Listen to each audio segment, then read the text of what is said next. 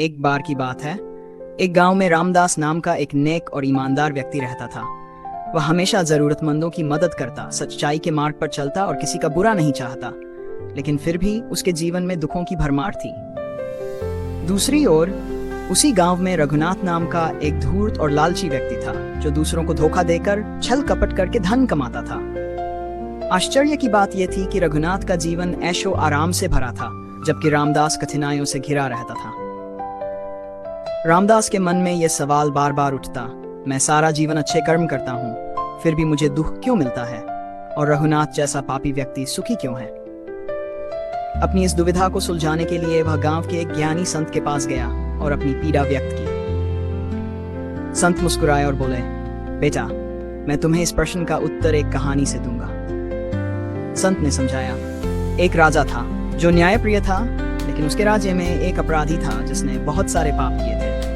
राजा ने सोचा कि उसे तुरंत कड़ी सजा देनी चाहिए, लेकिन तभी मंत्री ने कहा, महाराज, उसे थोड़ा समय और दे दीजिए, हो सकता है वह अपनी गलतियों को सुधार ले। राजा ने मान लिया और अपराधी को कुछ समय और दिया। दूसरी ओर एक सैनिक था जिसने हमेशा ईमानदारी से राजधर्म निभाया। एक दिन युद्ध में वह घायल हो गया और उसकी मृत्यु हो गई। लोग सोचने लगे कि जिसने जीवन भर सेवा की उसे मृत्यु मिली और जो अपराधी था उसे समय मिल गया। लेकिन राजा जानता था कि सैनिक ने अपने कर्मों का फल पा लिया और अपराधी को अपने कर्मों का फल भविष्य में मिलेगा। संत ने आगे कहा, रामदास, यह संसार एक कर्म भूमि है। तुम्हारे पिछले जन्मों के कर्म भी तुम्हारे वर्तमान जीवन को प्रभावित करते हैं।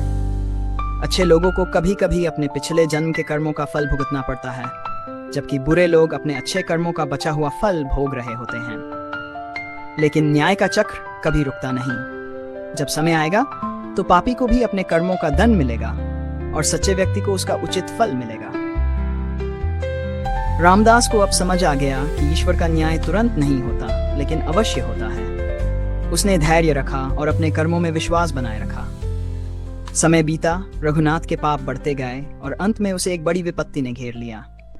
दूसरी ओर रामदास की ईमानदारी और अच्छाई ने उसे सम्मान और समृद्धि दिलाई। सीख, कर्मों का फल अवश्य मिलता है, कभी जल्दी कभी देर से, लेकिन न्याय का चक्र अवश्य घूमता है।